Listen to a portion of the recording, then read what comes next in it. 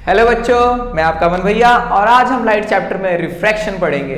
उसमें हम देखेंगे कि रिफ्रैक्शन होता क्या है, होता क्यों है और इसके अलग अलग बोलते हैं एप्लीकेशंस क्या है और ये नेचर में हम कहाँ कहाँ देख सकते हैं। और इसी के साथ हम रिफ्रैक्टिव इंडेक्स पढ़ेंगे। क्या रिफ्रैक्टिव इंडेक्स होता क्या है, इसे निकालते कैसे हैं, ये कैसे वेलोसिटी पे डिपेंड करता है। ये बहुत कॉम्प्लिकेटेड लगता होगा ना, बट अब से नहीं होगा बिल्कुल भी, ठीक है। और उसी के साथ हम आपके लॉस ऑफ रिफ्रैक्शन पढ़ेंगे और फिर इसके बाद हम लेंसेज पढ़ेंगे, क्योंकि लेंसेज काम करते हैं रिफ्रैक्शन पे। याद रखना, mirrors work on the phenomena of reflection and lenses work on the phenomena of refraction. For example देखो बच्चों, हमारे पास ये कुछ लेंसेज है, दिख रहा होगा आपको। ये दोनों है आपके कॉन्वेक्स लेंसेज, ओके। तो इसमें से लाइट आ रही है और जा रही है, बट कुछ चेंज हो रहा है उसी बीच में। और उसी के साथ हमारे पास ये कॉनकेव लेंस है।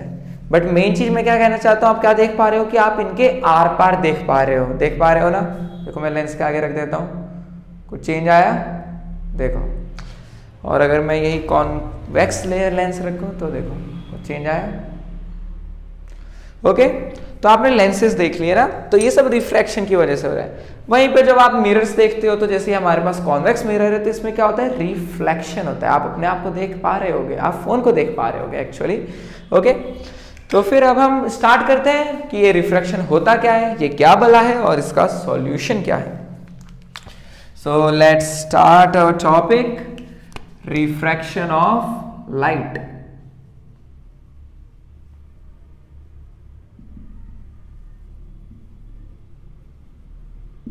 ओके, तो देखो रिफ्रैक्शन ऑफ लाइट ये है कि जब लाइट किसी एक मीडियम से दूसरे मीडियम में ट्रेवल करती है तो थोड़ी सी मुड़ जाती है। इस मुड़ने को ही हम क्या कहते हैं, रिफ्रैक्शन। अब आप पूछोगे भैया ये मीडियम क्या होता है, तो देखो बच्चों, मीडियम आपका क्या होता है कि कोई भी सेम चीज जो है एक सेट, वो एक मीडियम है। लाइक जब तक लाइट एयर में है तो एयर एक मीडियम है, और जब वो इस लेंस के अंदर गई तो ये लेंस आपका शीशे से बना है, ग्लास से, तो ग्लास एक दूसरा मीडियम है, ओके। तो जो लाइट एक मीडियम से दूसरे मीडियम में जाती है तो थोड़ी सी बेंड हो जाती है, और इसी बेंडिंग को हम रिफ्रैक्शन कहते हैं। फॉर एग्जाम्पल इवन पानी के अंदर भी लाइट बेंड हो जाती है, क्योंकि पानी एक दूसरे तरह का मीडियम है। डायमंड के अंदर, ठीक है ना, अलग अलग सब्सटेंसेज आर, मतलब जो डिफरेंट सब्सटेंसेज है वो डिफरेंट मीडियम है, ओके। तो हम इसे सबसे पहले लिख लेंगे इसकी डेफिनेशन, और फिर देखेंगे हम क्या बोलते हैं। लिखते हैं, लिखो लिखो बच्चों, the bending of light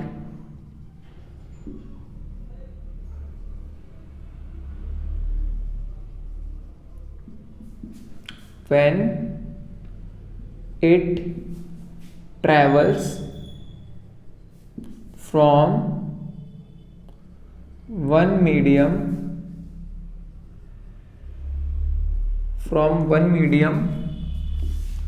to another, from one medium to another obliquely। देखो बच्चों, ये obliquely वर्ड मैं समझाता हूं अभी।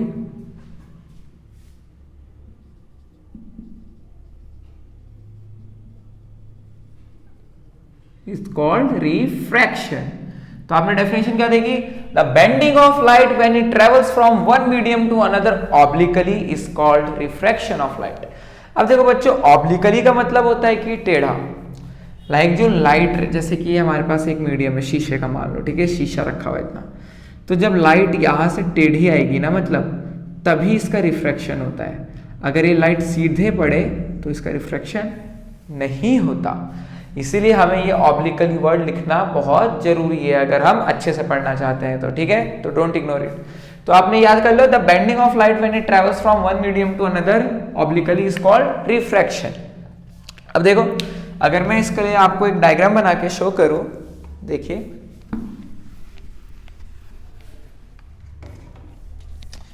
एक मान लेते हैं हमारे पास ग्लास का स्लैब है। ग्लास के स्लैब में आपको दिखाऊंगा भी क्या होता है।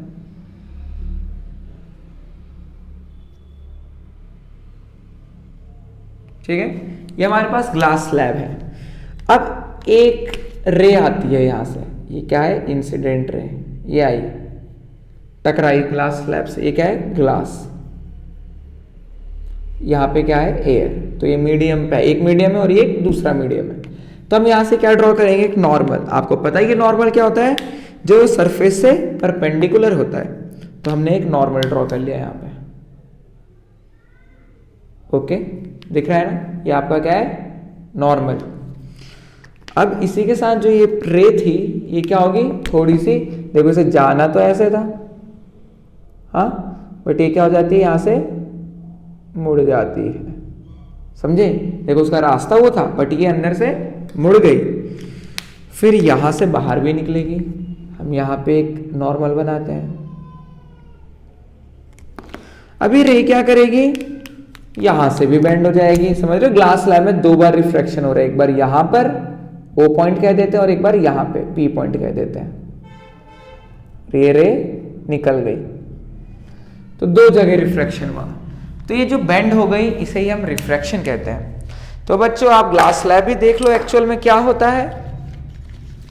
हम आपको यहाँ पर हमारे इंस्टीट्यूट में आएंगे तो आप डिफरेंट टाइप्स के प्रैक्टिकल्स भी देख पाएंगे, क्योंकि हमारा मोटिव यही रहता है कि आप पढ़ाई अच्छे से करें और उसी के साथ चीज़ों को बहुत ही गहराई से समझें और अपनी क्यूरियोसिटी को और बढ़ाएं।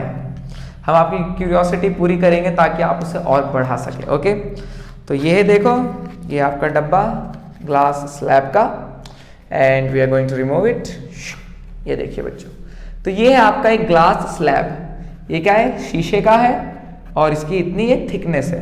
तो मान लो ये ऐसे रखा हुआ है और ये लाइट जो आ रही है वो यहाँ से टकरा रही है और इसके अंदर बेंड होके बाहर निकल रही है।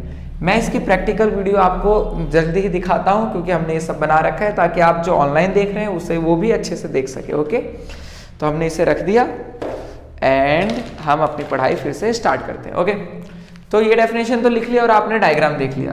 अब हम देखेंगे कि ये होता क्यों है, why does it happen. Okay, तो पहले थोड़ा सा नाम भी देख देते हैं। देखो ये जो रे आ रही है, इस रे को हम बोलते हैं इंसिडेंट रे। क्या, इंसिडेंट रे। और इंसिडेंट रे और नॉर्मल के बीच का जो एंगल होता है उसे हम क्या बोलते हैं, एंगल ऑफ इंसिडेंस। ठीक है ना।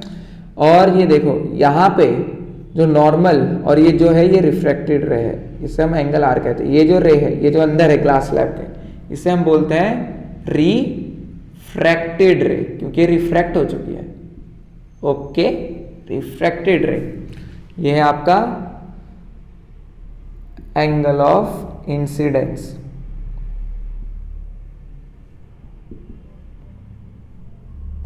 और ये जो है आर, ये क्या है आपका, एंगल ऑफ रिफ्रैक्शन। उस एंगल पे लाइट रिफ्रैक्ट हुई है।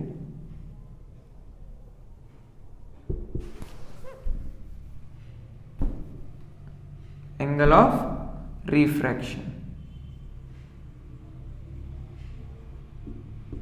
अब देखो बच्चों, अब ये वाला जो एंगल है वो रिफ्रैक्शन के एंगल के इक्वली होता है। वर्टिकली अपोजिट एंगल दिख रहे हैं ना।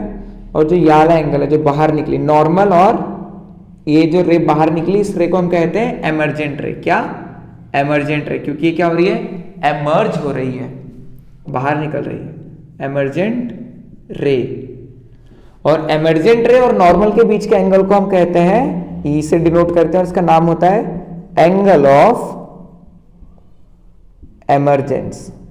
क्लियर है ना, एंगल ऑफ एमर्जेंस। तो ये डायग्राम आपको अच्छे से ध्यान रखना है। इसका टाइटल आप डाल सकते हो, refraction through a glass slab, refraction of light रे through a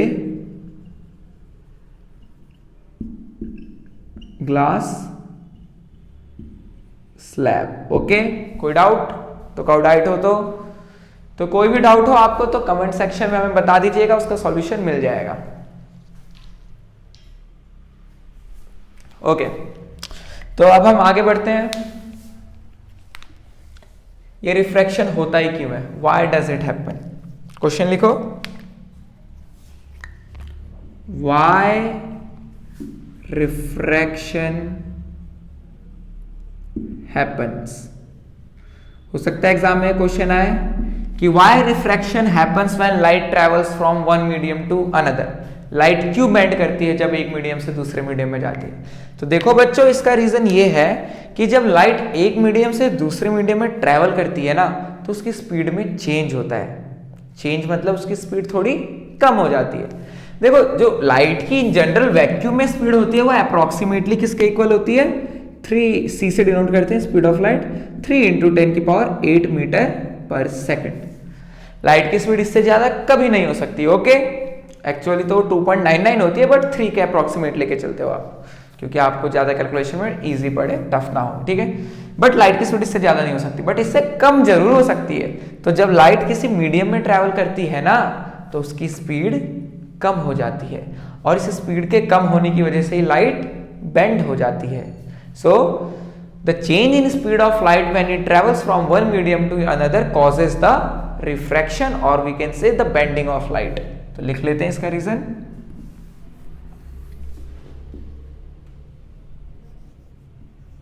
Refraction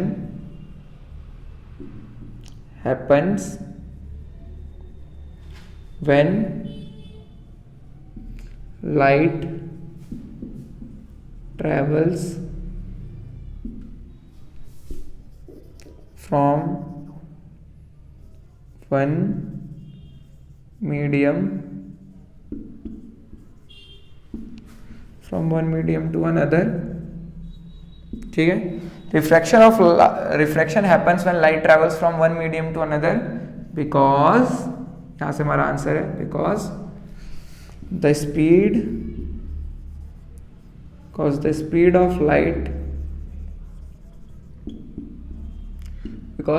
of light is different in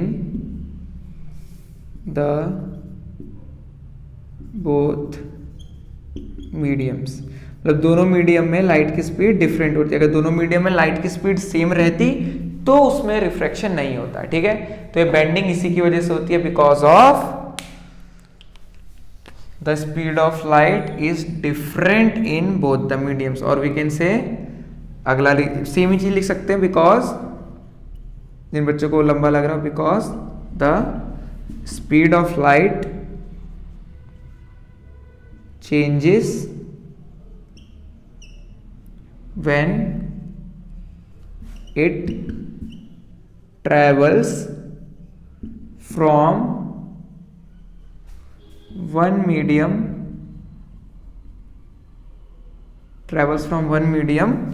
to another। Okay, हम क्या कह सकते हैं? Refraction happens, why does refraction happens? Refraction happens because the speed of light, ठीक है, यहां से चेक कर लेना, because the speed of light changes when it travels from one medium to another। कोई डाउट, कोई दिक्कत? आई होप ये क्लियर हो गया होगा। ओके, तो देखो, जैसे ग्लास लैब का इसी का एग्जांपल लेता हूं। जो मीडियम 1 है, फर्स्ट मीडियम कह लो एयर, तो जब तक वो एयर में है उसकी जो स्पीड ऑफ लाइट है वो कितनी है? 3 × 10⁸ मीटर पर सेकेंड। बट जब वही लाइट ग्लास के अंदर जाती है तो उसकी स्पीड हो जाती है 2 × 10⁸ मीटर पर सेकेंड। देख रहे हो ना, यहाँ बहुत कम हो चुकी है, तो उसी की वजह से ये लाइट बेंड होती है। अब हम देखेंगे कि लाइट बेंड किस दिशा में होती है, ठीक है ना, कि जब ये एक मीडियम से दूसरे में जाएगी तो ये किस दिशा में बेंड होगी। ओके, तो अब इसको स्टार्ट करते हैं। ठीक है, मिटा दूं? लिख लिया सबने? जल्दी से लिख लो जिसने नहीं लिखा, पॉज करके। तो हम इसे क्लियर करते हैं।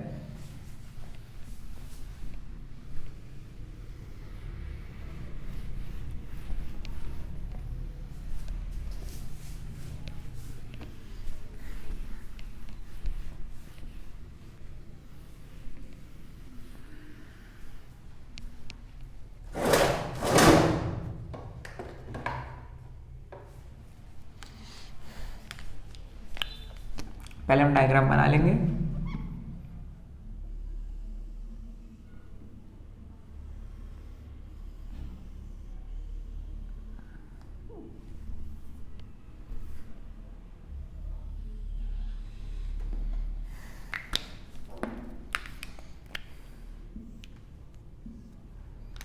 तो देखो बच्चों अब हम क्या लिखने वाले हैं, देखो जब लाइट एयर से ग्लास में जाती है, ये है हमारा एयर एक मीडियम और ये है ग्लास। तो जब लाइट एयर से ग्लास में जाती है तो ये हमारा नॉर्मल है, यू नो परपेंडिकुलर। तो जो ये इंसिडेंट रे आ रही है, ये क्या है, इंसिडेंट रे, आपको पता है ये बनाएगी एंगल आई। तो जब इंसिडेंट रे एयर से ग्लास में जाती है तो ये नॉर्मल की तरफ बेंड हो जाती है, मतलब इसे जाना तो इधर था बट ये नॉर्मल की तरफ मुड़ जाएगी, इस तरफ। ओके, क्लियर है? ओके, ठीक है, यहां तक पहुंची। अब देखो ये ग्लास से दोबारा कहां जा रही है, एयर में। तो देखो जब ये हमारा एंगल ऑफ रिफ्रैक्शन और ये इसके इक्वल होगा। तो देखो, तो जब लाइट एयर से ग्लास में जाती है तो वो टुवर्ड्स नॉर्मल बेंड होती है, बेंडिंग टुवर्ड्स नॉर्मल। और जब लाइट ग्लास से एयर में जा रही है तो वो बेंड होगी, देखो इसे जाना तो इधर चाहिए था बट ये जाती इधर है, समझे, अवे फ्रॉम नॉर्मल। तो लिख लो ये रिफ्रैक्टेड रे, लिख लो it bends towards normal and ये it bends away from normal.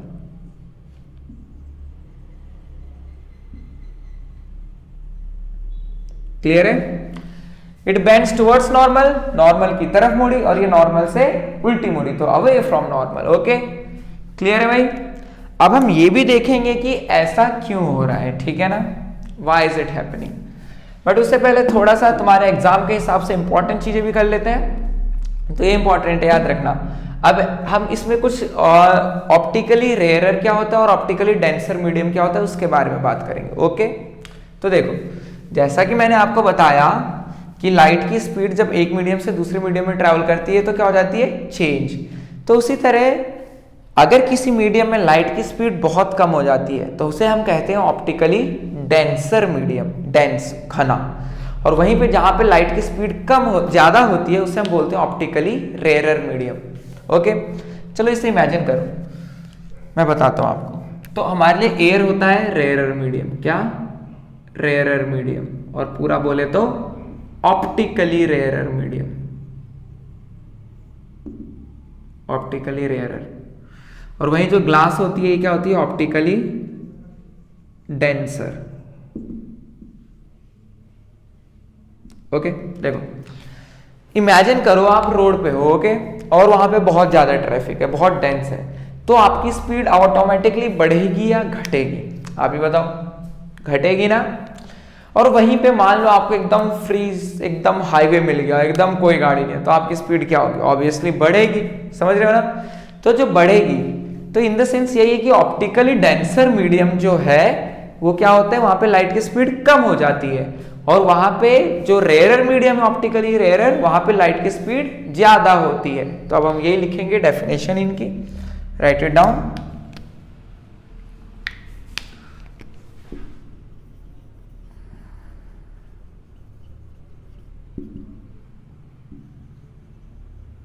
Optically rarer medium,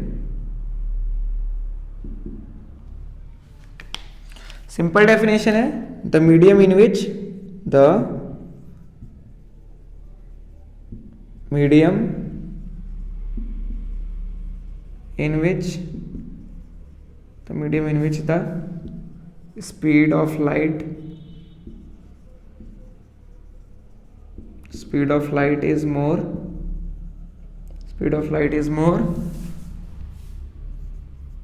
is called optically rarer medium।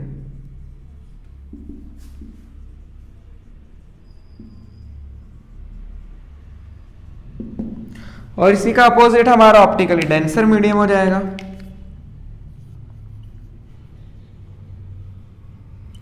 Writing उतनी अच्छी नहीं है बच्चों, बट आपको काम में कोई दिक्कत नहीं आएगी, ठीक है, नंबर पूरे मिलेंगे। मेरी राइटिंग भी ऐसी थी but still I got very good marks. Okay, optically denser medium, because it is science, यहाँ राइटिंग नहीं देखी जाती, यहाँ आपकी क्यूरियोसिटी और नॉलेज देखी जाती है। ऑप्टिकली डेंसर मीडियम, इवन मैंने जिनकी राइटिंग बहुत खराब है, मुझे लगता है साइंस में वही अच्छे होते हैं, ऐसा कुछ स्टीरियोटाइप नहीं है। ओके, बट ऐसा मैंने देखा तो है। ऑप्टिकली डेंसर मीडियम, ये क्या होता है, द मीडियम इन विच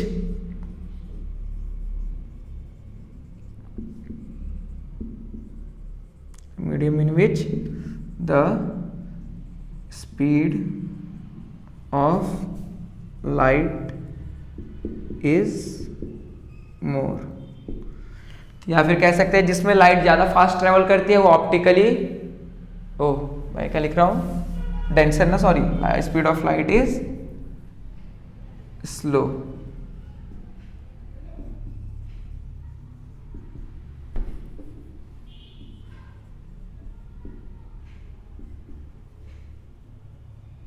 देखो हम क्या लिखा मैंने, speed of light is more, या फिर हम फास्ट कह सकते हैं, और ऑप्टिकली डेंसर मीडियम हो जहां पे स्पीड ऑफ लाइट कम हो या स्लो हो। तो आपको पता चल रहा है कि जो एयर है ऑप्टिकली रेयर मीडियम है और वो जो ग्लास है ऑप्टिकली डेंसर, क्योंकि यहां पर एयर में स्पीड, लाइट की स्पीड कितनी है 3 × 10⁸ मीटर पर सेकेंड, बट वही जब वो ग्लास में जाती है तो 2 × 10⁸ मीटर पर सेकेंड हो जाती है, मतलब स्पीड ऑफ लाइट कम हो गई। तो इसमें कम स्पीड है इसलिए ऑप्टिकली डेंसर है, और इसमें स्पीड ऑफ लाइट ज्यादा है इसलिए ऑप्टिकली रेयरर है। ओके, यहाँ पे कोई डाउट नहीं होना चाहिए, एकदम क्लियर। ओके चलो ठीक है। तो आपने क्या देखा कि जब लाइट ऑप्टिकली रेयरर से ऑप्टिकली डेंसर में जाती है तो बेंड्स टुवर्ड्स नॉर्मल होती है। एग्जाम में आएगा, when light travels from optically rarer to optically denser medium it bends towards normal, but when light travels from denser to rarer, मतलब ग्लास से जब वो एयर में जा रही है, यहाँ पे तो एयर ही है ना तुम्हारा, यहाँ पे तो एयर है, तो जब वो डेंसर से और एयर क्या है रेयरर मीडियम है, तो जब ये डेंसर से रेयरर में आती है तो ये जो लाइट है ये बेंड किधर होती है, नॉर्मल से दूर, बेंड्स अवे फ्रॉम नॉर्मल। तो इस तरह से आपका रिफ्रैक्शन होता है। बट याद रखना रिफ्रैक्शन का एक स्पेशल केस है जब रिफ्रैक्शन नहीं होता है, मैं आपको यही बताता हूँ, ये बहुत इंपॉर्टेंट डाल के करो, स्पेशल केस। स्पेशल केस, मानो आपके पास ग्लास स्लैब है और यहां से जो ये नॉर्मल है आपका, ठीक है ना, एन, और जो इंसिडेंट रे है वो एकदम सीधी आ रही है, मतलब एकदम नॉर्मल पे ही आ रही है, तो इसको हम क्या बोलेंगे, इसका एंगल ऑफ इंसिडेंस कितना है 0, बिकॉज एंगल ऑफ इंसिडेंस क्या होता है, नॉर्मल और इंसिडेंट रे के बीच का एंगल। अगर इंसिडेंट रे एकदम नॉर्मल पे ही पड़ रही है तो उनके बीच का एंगल तो 0 है। तो इस केस में जो इंसिडेंट रे होती है वो बेंड नहीं होती है, वो सीधा आके बाहर निकल जाती है विदाउट बेंडिंग। तो स्पेशल केस याद रखना कि जब लाइट रे आपकी सीधे नॉर्मली पड़ेगी किसी भी मीडियम पे, 90 सिंपली बोले तो 90 डिग्री पे या फिर नॉर्मल के ऊपर, तो वो बेंड नहीं होती है। यहां क्या होता है, नो रिफ्रैक्शन, नो रिफ्रैक्शन, और we can say no bending of light, no bending of light, ठीक है। व्हेन I = 0, और हम दूसरी भाषा में कह सकते हैं व्हेन लाइट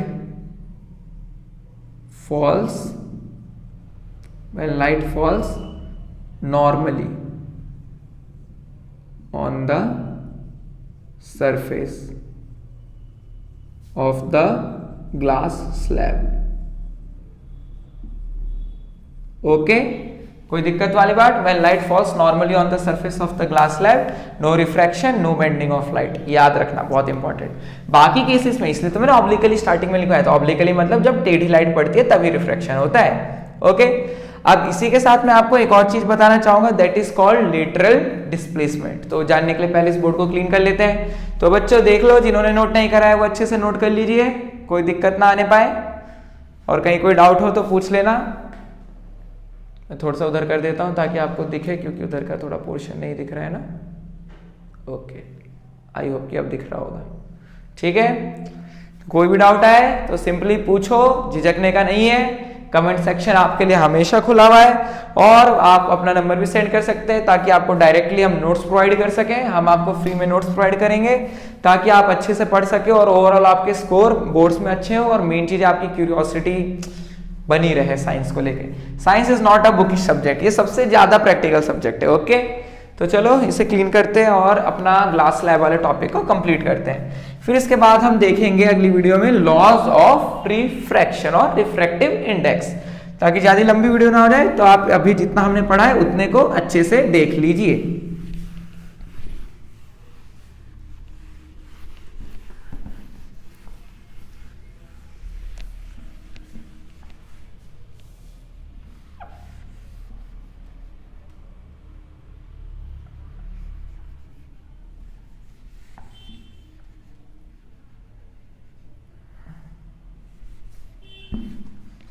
हमें क्या देखना है, लेटरल डिस्प्लेसमेंट। ओके देखो बच्चों, मान लो ये मेरे पास ओरिजिनल रे है, ये कौन सी रे है, इंसिडेंट रे। मान लो ये ग्लास स्लैब नहीं होता तो ये कैसे चलती, ये सीधी ऐसे ही चलती जाती, ऐसे चलती जाती ना। ओके तो ये क्या है, पाथ ऑफ ओरिजिनल रे, पाथ ऑफ, या फिर क्या बोलते हैं, ओरिजिनल पाथ कह लो, असली में से यही चलना था, ओरिजिनल पाथ ऑफ इंसिडेंट रे। अगर ग्लास स्लैब नहीं होता तो ये इस रास्ते से जाती, ओरिजिनल पाथ ऑफ इंसिडेंट रे। और ये जो रे है ये कौन सी है हमारी, आपको बताया था मैंने, कौन सी कौन सी कौन सी, एमर्जेंट रे, नॉर्मल से ये रे के ऊपर, ठीक है ना। ये एरोज जरूर बनाना, arrows are very important in exams, number कटते हैं इसके लिए। एमर्जेंट रे, तो आपको कुछ दिखेगा यहां देखो, ये रेज एक दूसरे के पैरेलल है, दिख रहा है आपको, थोड़ा सा डायग्राम में ऑफ है बट ये एक दूसरे के क्या होंगी, पैरेलल आएंगी। तो जो ये डिस्टेंस होगा इनके बीच में, समझ रहे हो, इसी डिस्टेंस को क्या कहते हैं, लेटरल डिस्प्लेसमेंट। इसका भी हम प्रैक्टिकल दिखाएंगे आपको, लेटरल डिस्प्लेसमेंट ऑफ लाइट रे। और डेफिनेशन में लिखना हो तो आप क्या लिखोगे, देखो ये परपेंडिकुलर डिस्टेंस होना चाहिए 90 डिग्री पे, ओके ठीक है, वरना टेढ़े मेढ़े तो हम कुछ भी खींच सकते हैं ऐसे वैसे, बट परपेंडिकुलर। तो इसकी डेफिनेशन क्या होती है लेटरल डिस्प्लेसमेंट की, the perpendicular distance between the emergent ray and the original path of incident ray is called lateral displacement. Okay parallel तो लग ही रहा है, चलो ठीक है, तो इसका डेफिनेशन लिख लेते हैं। लेटरल डिस्प्लेसमेंट, अब हम ये देखेंगे किन किन फैक्टर्स पे डिपेंड करता है, ये भी बहुत इंपॉर्टेंट है एग्जाम के लिए। लेटरल डिस्प्लेसमेंट लिख लो, the perpendicular distance,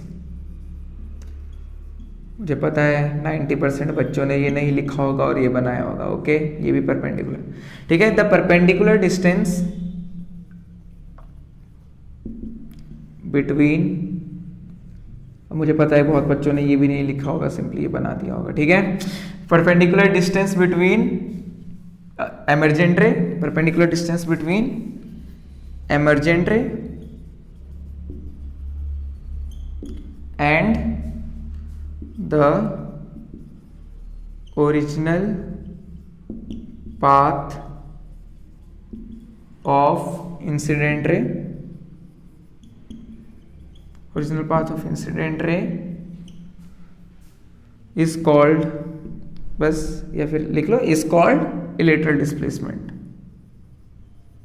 lateral displacement. Okay the perpendicular distance between the emergent ray, this is the emergent ray, and the original path of incident ray, तो ये डिस्टेंस कहलाती है आपकी लेटरल डिस्प्लेसमेंट। ओके कोई doubt है तो पूछो और क्लियर करो, ओके लाइफ में डाउट नहीं रखने, डाउट्स आर डेविल्स। ओके तो ये हो गया हमारा। अब देखो ये किन किन फैक्टर्स पे डिपेंड करता है कि लेटरल डिस्प्लेसमेंट किन किन चीजों पे डिपेंड करेगा, मतलब ये डिस्टेंस कम और ज्यादा हो सकता है, तो किन किन चीजों पे लिखो। अब हम लिखेंगे factors on which lateral displacement depends. Okay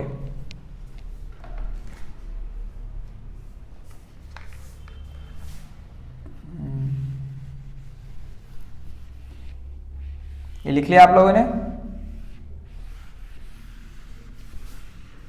pause करके अच्छे से लिख लिया करो, मैं साइड हो जाया करूंगा थोड़ी देर के लिए। ये बोले भैया you are in the path of our line of sight. Okay ठीक है, तो आपको डाउट हो तो आप कभी भी हमारे इंस्टीट्यूट पे आ सकते हैं पता करने के लिए। हमारा इंस्टीट्यूट 3 बजे से 7:30 बजे तक ओपन रहता है, तो यू कैन कम। ओके चलो सुबह के नहीं शाम के। ओके बोले भैया 3 बजे उठ के 7:30 बजे तक पढ़ा रहे हो, ऐसे हम दिन की भी क्लासेस रखेंगे हम जल्दी। ओके मॉर्निंग क्लासेस, तो बट ये रहा आपका। तो अब देखो factors on which lateral displacement depends, लिखो factors on which lateral displacement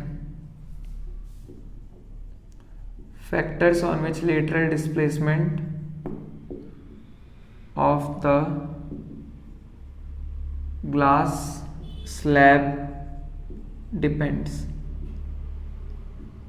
Factors on which the lateral displacement of the glass slab depends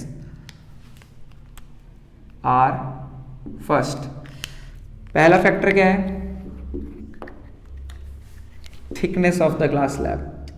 आपका जो ग्लास स्लैब वो कितना मोटा है, thickness of slab, glass slab. Okay. Second, refractive index of glass slab. अभी आपने refractive index पढ़ा नहीं है, बट मैं बताता हूँ अगली क्लास में एकदम क्लियर हो जाएगा, जो नेक्स्ट वीडियो होगी. Refractive index of the glass slab, और सिंपली कहे तो मटेरियल भी कह सकते हैं, material from which it is made, material from which it is made, क्योंकि रिफ्रैक्टिव इंडेक्स मटेरियल पे डिपेंड करता है. और तीसरा पॉइंट आपका इंपॉर्टेंट, एंगल ऑफ इंसिडेंस. मतलब कि ये जो आपका ये है ना आई, ये आई जितना ज़्यादा होगा लेटरल डिस्प्लेसमेंट भी उतना ज़्यादा होगा. ठीक है. एंगल ऑफ मतलब उस पर डिपेंड करता है, एंगल ऑफ इंसिडेंस. ओके. तो देखो, और एक्चुअल में ये इनसे डायरेक्टली प्रोपोर्शनल है आपका लेटरल डिस्प्लेसमेंट. मतलब आपका जो लेटरल डिस्प्लेसमेंट है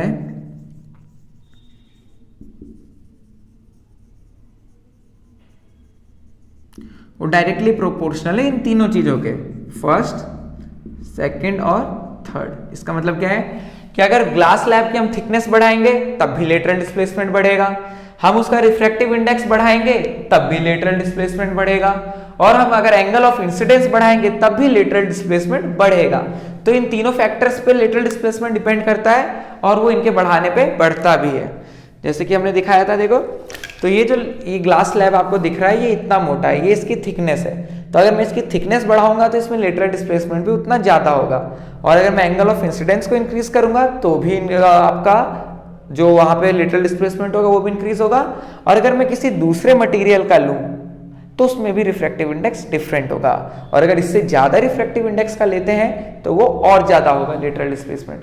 तो बच्चों डाउट मत खाओ, लेटरल डिस्प्लेसमेंट में क्लियर हो चुका है आपको कि एमर्जेंट रे और ओरिजिनल पाथ ऑफ इंसिडेंट रे के बीच का परपेंडिकुलर डिस्टेंस.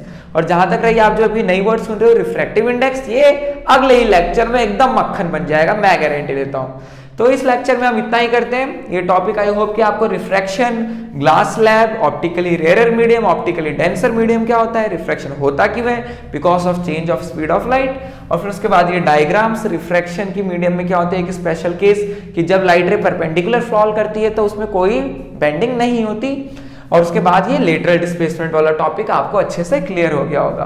और ये एग्जाम पॉइंट ऑफ व्यू से बहुत ही इंपॉर्टेंट टॉपिक है, क्योंकि इससे हर साल क्वेश्चन बनता ही है 3 मार्क्स का मिनिमम, मैक्सिमम 5 मार्क्स में. ओके. तो आप लोग अच्छे से प्रिपेयर करते रहिए और हमारे चैनल से जुड़े रहिए, ताकि आप ऐसे ही और भी अच्छे अच्छे कंटेंट देख सके. और बस तो हमारे साथ रहिए और हमारी इस जर्नी में हमारा साथ दीजिए. थैंक यू बच्चों, आप ही की वजह से आज हम यहाँ पर हैं. Okay, thank you.